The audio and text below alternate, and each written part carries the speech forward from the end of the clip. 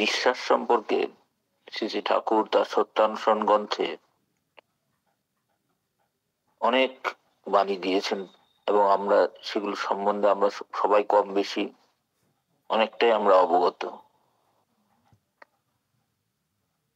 আমরা এই যে ধ্যানের সঙ্গে আমরা ধ্যানটা কে করে, সত্যকে দর্শন কে করে, এবং এবং দয়াল ঠাকুরকে পেয়েছি, তার কৃপা ছাড়া এই ধ্যান বা দর্শন যাই বলি না কেন এটা কি আদৌ সম্ভব? সম্ভব নয়। তাহলে ধ্যানটা করে হচ্ছে মন, দর্শন করে এই মন, দর্শন করে সত্য। আমরা আত্মবিশ্বাস বলে একটা কথা আমরা সবাই জানি। আমরা যে জিনিসটা দেখতে পাচ্ছি না, অপরে দেখতে পাচ্ছে না, কিন্তু আমি দেখতে পাচ্ছি, যেটা প্রত্যক্ষ সবাই দেখতে পাচ্ছে সেটা তো স্বাভাবিকভাবে সবাই দেখছে, কিন্তু কেউ দেখতে পাচ্ছে না, আমি দেখছি, বা কেউ মুষ্টিমেয় কয়েকজন দেখছে। সেটা কিসের জোরে হয়? সেটাই কিন্তু আত্মবিশ্বাসের জোরে হয়। অন্য সকলে যখন দেখছে তখন আর সেটা বিশ্বাসের ব্যাপার থাকছে না, তখন সেটা হয়ে যাচ্ছে প্রত্যক্ষ। আর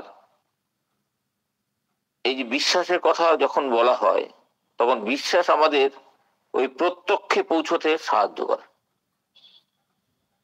যেটা ডাইরেক্ট। আর ধ্যান মানেই হচ্ছে এই আত্মবিশ্বাস।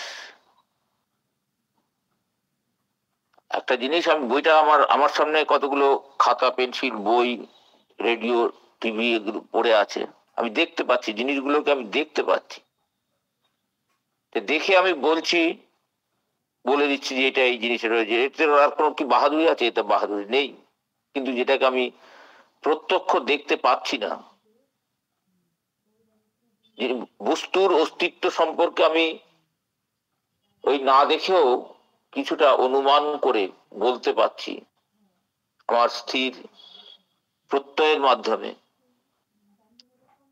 যিনি এরকম বলতে পারেন তিনি হচ্ছেন প্রকৃত আত্মবিশ্বাসী বা ধ্যানী। তাহলে আমরা একটা উদাহরণ যদি দেওয়া যায়, আমরা জানি আমাদের আত্মা আমাদের ভেতরে আছেন, আমার চারিপাশে আর সকল যারা আছে সব জীবাত্মা গুলো আছে।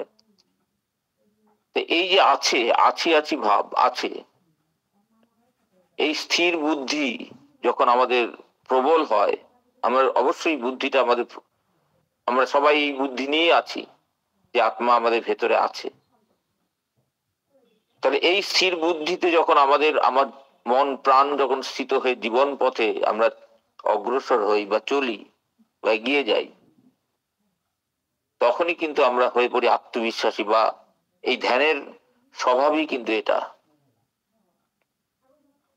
দয়াল ঠাকুর আছেন, দয়াল ঠাকুর সৎসঙ্গে থাকেন, নাম নামই অভেদ, নামই শব্দ প্রাণ, এগুলো সব আমরা জেনেছি। এইটার বিশ্বাস আমরা জানি যে নামের মধ্যেই তিনি আছেন, সৎসঙ্গে তিনি আছেন।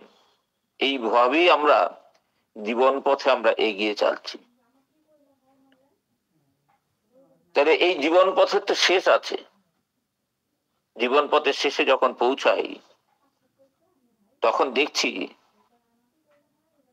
যে তিনি একম অদ্বিতীয়ম, তিনি কিন্তু সব হয়ে বসে আছেন তিনি। তাহলে এই শেষে অন্তিমে গিয়ে যা দেখছি বা প্রত্যক্ষীকরণ হচ্ছে আমাদের, তাহলে বহু পূর্বে, এর আগে, এখন যখন এই বর্তমান অবস্থায় যেটা আমরা করছি, বহু পূর্বে ওই মানে অন্তিমের বহু পূর্বে যখন করছি আমরা, যে একটা স্থির প্রত্যয় নিয়ে তো আমরা এগোচ্ছি। আমরা এই যে নাম ধ্যান লিঙ্কের সঙ্গে যুক্ত হই, আমাদের প্রত্যেকের মধ্যে একটা দৃঢ় প্রত্যয় আছে, স্থির প্রত্যয় আছে। এই যে স্থির প্রত্যয়টা, এটাই হচ্ছে আত্মবিশ্বাস। এবং ধ্যান তখনই সম্ভব হয় যার মধ্যে আত্মবিশ্বাসটা অত্যন্ত প্রখর, প্রবল।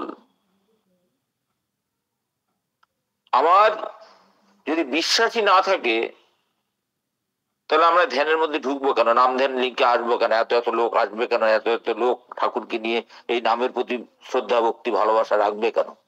কিছু একটা আছে। তাহলে প্রথমে ভাবছি কি এর মধ্যে কিছু একটা আছে। আর ওইটা আছে বলেই আমরা দেখতে পাচ্ছি না, না দেখেও, প্রত্যক্ষ করতে পারছি না, কিন্তু না দেখেও আমি বিশ্বাস করছি। এই যে বিশ্বাসটা করছি, না দেখেও বিশ্বাস করছি, এটার নাম আত্মবিশ্বাস। 1 নম্বর কিছু আছে, 2 নম্বর আমি বিশ্বাস করছি না দেখেও, সেটা হচ্ছে আত্মবিশ্বাস। আর তৃতীয়, ওই বিশ্বাসকে অবলম্বন করে বা সম্বল করে বা আধার করে আমরা যে এই যে ক্রমশ নিয়ত প্রতিদিন নাম ধ্যান করছি, আমরা এগিয়ে চলেছি, জীবন চলার পথে এগিয়ে চলেছি, এই নিরন্তরতা, নিরবচ্ছিন্নতা, এর নামই হচ্ছে ধ্যান। আর চতুর্থ স্তর, যেখানে গিয়ে বস্তু লাভ হচ্ছে। তাহলে এই যে প্রথম যে কিছু একটা আছে এবং শেষ যে কিছু একটা আমাদের বস্তু লাভ হলো, এই দুইয়ের মধ্যে সেতু বন্ধন বা মেলবন্ধন কে করালো? ওই দ্বিতীয় যেটা আত্মবিশ্বাস ছিল, আর তৃতীয় যেটা বিশ্বাসকে অবলম্বন করে আমরা ধ্যানের সঙ্গে যোগযুক্ত হয়ে যখন আমরা আছি, একটা সেতু বন্ধ রচনা করছে। তাহলে যারা প্রকৃত আত্মবিশ্বাসী, যারা প্রকৃত ধ্যানী, তারা কোনো মায়া বস্তু বা অলিক কোনো বস্তুর পেছনে তারা কি সময় নষ্ট করে? করে না, ছোটেই না। তারা আছে অথচ অপরে দেখতে পাচ্ছে না, তিনি কোনোভাবে দেখতে পাচ্ছেন, তাই তো তিনি আত্মবিশ্বাসী। তার আত্মবিশ্বাস আছে, এটাই হচ্ছে আত্মবিশ্বাস। তাহলে এই আত্মবিশ্বাসকে সম্বল করে আমাদের ধ্যানে আমরা এগিয়ে চলছি। আমরা তাহলে এই যে দিব্য পরিণতি এবং পরিশেষে কি আমরা আমাদের শুরুতেই দেবপ্রসাদ ব্যানার্জি যেমন বলেন যে আমাদের প্রত্যেকের লক্ষ্য হচ্ছে, আমাদের এতক্ষণ ধরে তারা নাম ধ্যান লিঙ্ক শুনলেন, তারা অবগাহন করলাম নামের মধ্যে গিয়ে আমরা আমাদের উদ্দেশ্যকে ঈশ্বর প্রাপ্তি যেন আমাদের ঘটে। তাহলে এই যে পরিণতি, এই যে সাফল্য লাভ, এটা কি করে সম্ভব? এটা ধ্যানের দ্বারাই সম্ভব। আর যখনই কেউ এই বলছে না ধ্যানে স্থির গ্রহণক্ষম করছে না, বলছে নীরব, তার মন সমাহিত হয়ে যায় ধ্যানে। আত্মবিশ্বাসী ধ্যানী, অন্য বাইরের লোকেরা অনেক কিছু বলবে, তারা হইচই করবে যে দেখো এই লোকটা সাধু হলো, বা নানা রকম কথা বলবে, কিন্তু প্রকৃত সাফল্যটাকে তো সে দেখতে পেয়েছে। তার অন্তঃচক্ষুর, তার ওই থার্ড আইটার জাগরণ হয়েছে। সে তখন আত্মবিশ্বাসী ধ্যানীতে পরিণত হয়েছে। সেই আত্মবিশ্বাসী ধ্যানী তখন নীরব, সমাহিত তার চিত্ত, এবং সে ওই পরমেশ্বর সঙ্গেই প্রেমভাব নিয়ে শুধু যোগযুক্ত হয়েই থাকেন। এবং কিছুটা তারা নির্জনে নিরালায়, তারা এত কথাও, আমাদের মতো এত কথাও বলেন না, তারা লোকচক্ষুর অন্তরালে চালা চলে যান। কারণ এই যে আমাদের সকালবেলা ফুল ফুটছে, রাতে তো তার জন্য, এই যে সকালবেলা যখন ফুল, এই শীতকালে দেখবেন এই যে আমাদের সাদা ফুল তুলতে যাই, সাদা ফুলটা যখন তুলতে যাচ্ছি, এর প্রিপারেশন কিন্তু এখন চলছে, এই রাত্রিবেলা চলছে, আস্তে আস্তে কুড়িগুলো বড় হচ্ছে। তাহলে এই সাধনা চলছে, এই রাতে এখন তার জন্য সাধনা চলছে। সকালবেলা গিয়ে গাছে হাত দিয়ে দুটো ঠাকুরের নাম করে, মন্ত্র করে আমরা ফুলটা নেই, চয়ন করি। তাহলে অনেক আগে থেকেই কিন্তু ধ্যান শুরু হতেই থাকে। আর ধ্যানটা আগে থেকে, এই এখন থেকে শুরু হচ্ছে বলেই না সকালবেলা গিয়ে আবার আমরা পাই এবং শ্রী ঠাকুরের শ্রীপাদ পদ্মে আমরা সেটা অর্পণ করতে পারি আমরা। তাহলে এই যে ধ্যানে মন প্রাণ আমাদের সত্তা, মন প্রাণ সত্তা, এটা কেমন হয় ধ্যানের ফলে? যেখানে মন প্রাণ সত্তা একেবারে মুক্ত, মুক্তাঞ্চলের মধ্যে বিচরণ করে, ফাঁকা হালকা, এবং আমরা তো আনন্দময় সত্তার সঙ্গে যুক্ত এবং আমরাও আনন্দের সন্তান, আমাদের এই মন প্রাণ সত্তা একেবারে মুক্ত ফাঁকা আনন্দময়। এখানে আমাদের কোনো শ্রম নেই, ধ্যান কোনো শ্রম নয়। ধ্যানটাকে ভাবি অনেকে শ্রম, না, একদমই নয়। বরং যাবতীয় যা কিছু শ্রম যখন করে আসি, সবাই বলে একটু ধ্যানে বসো, তাহলে কি হয়? তাহলে ধ্যানে আমার চরম পরম আমি বিশ্রাম পাচ্ছি।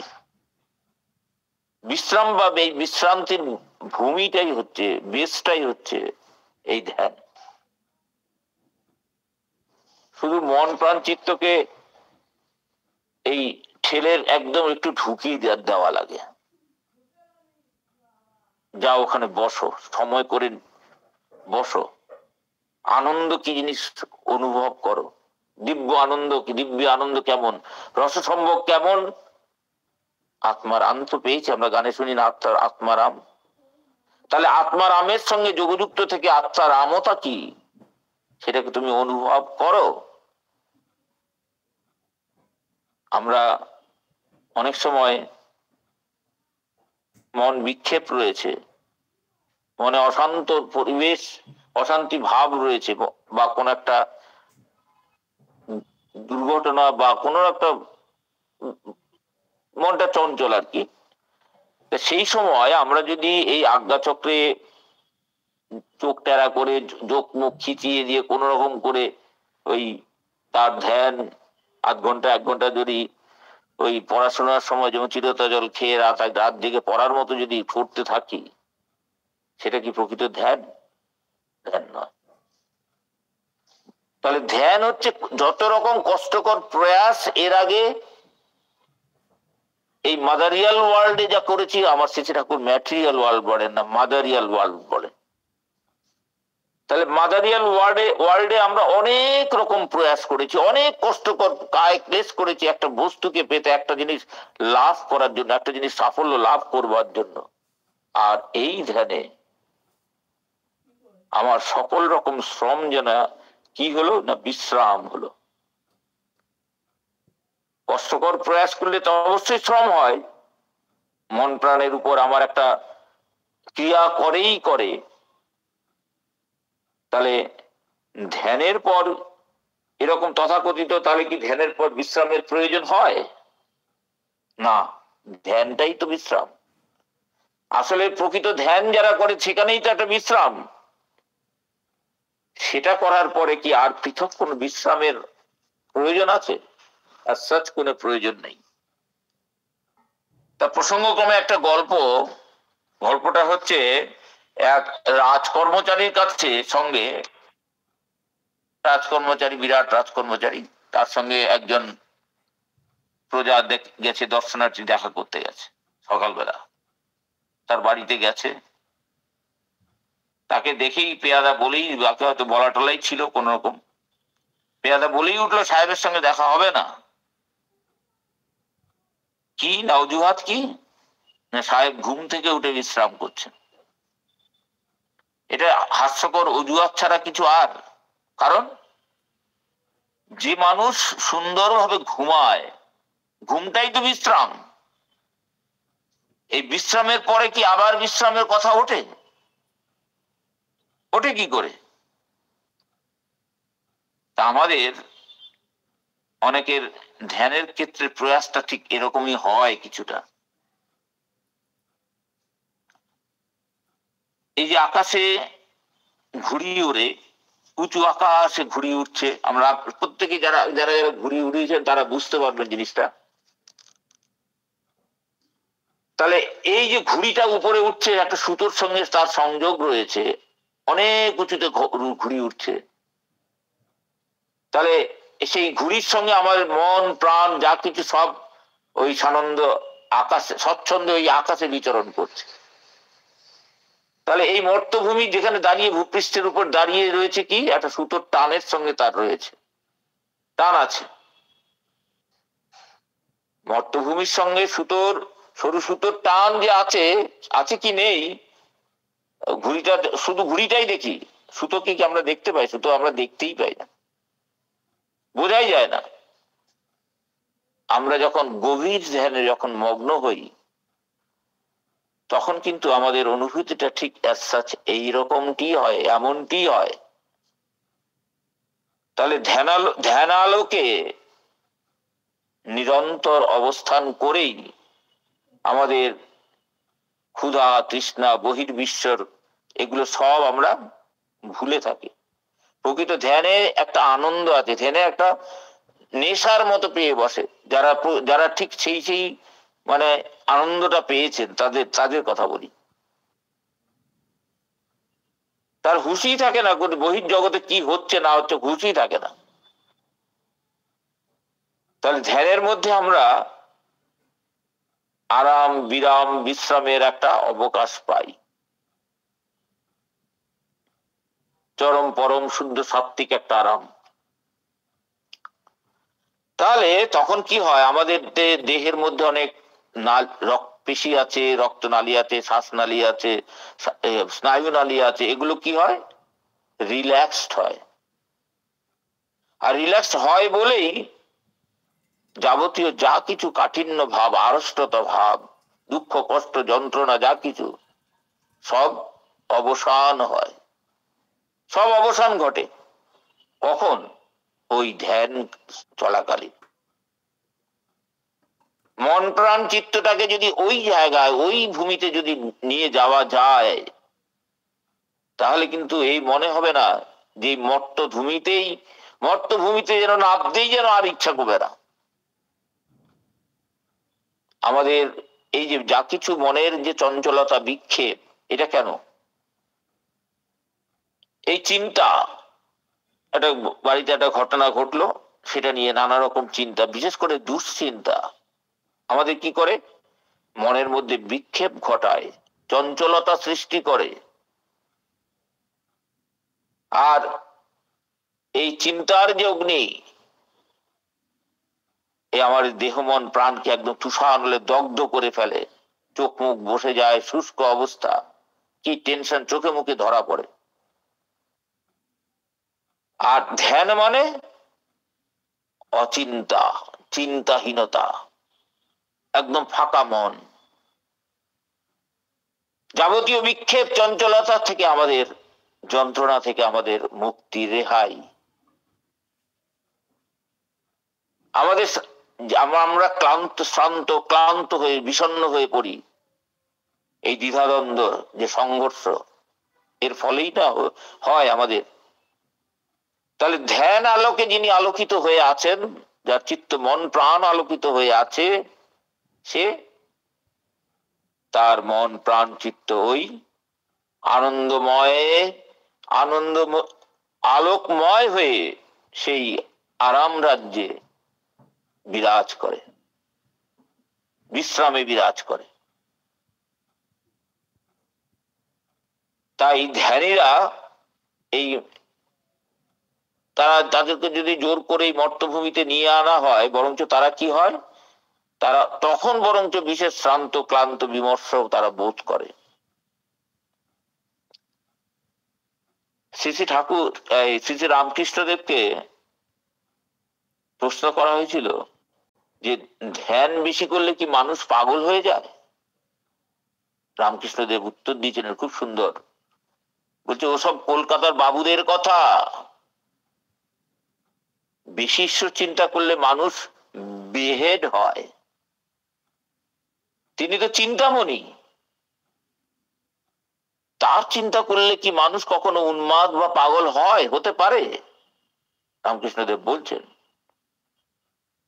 আমরা জপ ধ্যানটা ঠিক যেইভাবে, যে বিধিমত যেভাবে আমাদের বলা আছে, আমার দীক্ষাদাতা কর্মীরা যেভাবে বলেন, ঠিক সেইভাবে যদি আমরা ধ্যান জপ আমরা যদি ঠিক করি, এখানে উন্মাদবৎ অবস্থা, পাগল হওয়ার কোন রকম সম্ভাবনা নেই।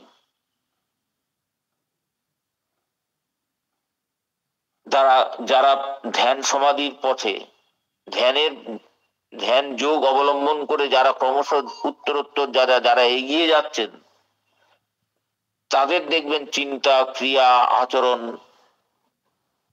একটা জেনারেল পাবলিকের থেকে, সাধারণ মানুষের থেকে একদম টোটালি ডিফারেন্ট। কেন কি? তারা ঈশ্বরীয় ঐশ্বরীয় ভাবে তারা বিভোর হয়ে থাকে, তাদের মন, তাদের এইসব অবস্থা দেখে সাধারণ মানুষ বরঞ্চ উল্টো পাল্টা বলে যে না, লোকটা বোধহয় পাগল হয়ে গেছে। তারা ভাবতে পারে যে উন্মাদবোধ অবস্থা। তবে আমরা তো সেরকম উন্মাদই হতে চাই, লোকে ভাবুক। আর এই শুধু আমাদের শুধু নয়, আমাদের মধ্যে যাদের একটু খামখেয়ালি পারা বা উদাসী মন নিয়ে চলা, বা এই ধ্যানালোকে আলোকিত হয়ে যারা আনন্দের মধ্যে যারা যোগযুক্ত থাকি, তাদেরকে অন্য লোকে পাগল আখ্যা দেয়। দেখ, আমার শ্রীমন মহাপ্রভুকেও তো অনেক কিছু বলেছেন। গম্ভীরায়, ছোট্ট একটা গম্ভীরার মধ্যে ঢুকে তিনি রাধা ভাবে আবিষ্ট হয়ে, তার নাকের রক্ত পড়ছে, নাক দিয়ে নাক ঘষছেন তিনি। এত রাগ, কি অনুরাগ! সেই রাধা ভাবে আবিষ্ট হয়ে তিনি ওই ছোট্ট প্রকোষ্ঠের মধ্যে তিনি নাক ডলছেন। তাহলে এটা তো কেউ কেউ উন্মত্ততাও বলেন, কিন্তু আসলে কি তাই? তাহলে তার আমরা ঠিক মতো যদি মন প্রাণ দিয়ে আমরা দয়াল ঠাকুরকে পেয়েছি, আমরা শুধু পাওয়াটাই কি শুধুমাত্র সাফিসিয়েন্ট, পাওয়াটাই কি শুধুমাত্র যথেষ্ট? তাকে আমরা ডাকি কয়জন? কতজন ডাকি তারা? কিন্তু যারা আপনারা সর্বস্ব উজাড় সামর্থ্য যোগ তিনি দিয়েছেন, সেই সামর্থ্য যোগের সদ্ব্যবহার করে, হৃদয় নিংড়ানো ভালোবাসা দিয়ে সর্বস্ব উজাড় করে যারা তার সঙ্গে যোগযুক্ত হয়ে আছেন, মানুষ যদি ভাবে তো পাগল, তো ভাবুক, তাতে কিচ্ছু যায় আসে না। ভাববে যে মানুষ, কি বলবো, যে নিজের জীবনের সুখ ভোগের দিকে তারা তাকান না, নিজের জীবনের সুখ ভোগে আগুন জ্বালিয়ে দেন তারা হচ্ছে পথ প্রদর্শক, তারা পথ দেখান ভ্রান্ত প্রত্যেক জনকে, তারা এই অভ্রান্তের পথে তারা নিয়ে আসেন। তারা সেখানে অপ্রচলিত যে ক্রিয়া বিক্রিয়া আছে সেগুলো করতে নেই। শ্রী ঠাকুর বারংবার বারণ করেছেন, প্রাণায়াম টানায়াম ওইসব নয়। শুধুমাত্র তার জন্য পাগল পারা হয়ে যান আপনারা প্রত্যেকে। কিন্তু যারা পাগল পারা, এটা পাগল নন আপনারা কেউ। এটাকেই তো বলে দিব্যোন্মাদ অবস্থা। তো গদাধর ঠাকুর পাগল বলছেন। রামকৃষ্ণ দেবের জন্য যখন কবিরাজ শিরোমণিকে ডাকা হলো, গদাধর ঠাকুর পাগল হয়েছেন বলে সবাই চতুর্দিকে রটে গেল, আমরা জানি সেটা। আর কবিরাজ এসে কি বলল? সে পাগল নয়। আগে বললাম মহাপ্রভুর গম্ভীরায় থেকে মাথা খারাপ হয়ে গেছে, সবাই বলছে। তা কিন্তু এই অপপ্রচারে বিচলিত কি হয়েছিলেন মাতা ঠাকুরানী শচী দেবী? হয়েছিলেন কি হননি? তিনি কি করলেন? উল্টো তার জন্য মাথার সুগন্ধি তেল পাঠাতেন, মহামূল্য সুগন্ধি তেল পাঠাতেন। এই সুদূর বঙ্গভূমি থেকে, এই বাংলা থেকে যেত তার নীলাচলে, তার কাছে, প্রভুর কাছে। তাহলে এই যে দিব্য উন্মাদ অবস্থা, ও কি ঔষধ বা মাথার তেলে আরোগ্য হয় কি? হয় না, মাথার তেলে আরোগ্য হয় না। আমাদের প্রত্যেকের লক্ষ্য পরমেশ্বর, তাকে নিরন্তর অন্তরঙ্গ ভাবে পাওয়ার প্রতি প্রত্যেকের মধ্যে আত্মি ব্যাকুলতা আরো থেকে প্রবল থেকে প্রবলতর হয়ে উঠুক। বাহ্য জগতের কিচ্ছু নেই, ফাঁকা। এই শেষ বয়সে এসে কিন্তু বুঝতে পারছি পুরোটাই ফাঁকা, কেউ আদর করবে না, যে যার স্বার্থ নিয়ে চলছে পৃথিবীটা। তো সুতরাং আমাদের অহর্নিশ আমরা ধ্যান করব আমার দয়াল ঠাকুরের, তাতেই আমরা তন্ময়তা লাভ করব, বিভোর হব, আমাদের মন সমাহিত হবে। আমরা মনকে কোনো কারণে দুষ্ট বা অসুস্থ হতে দেব না।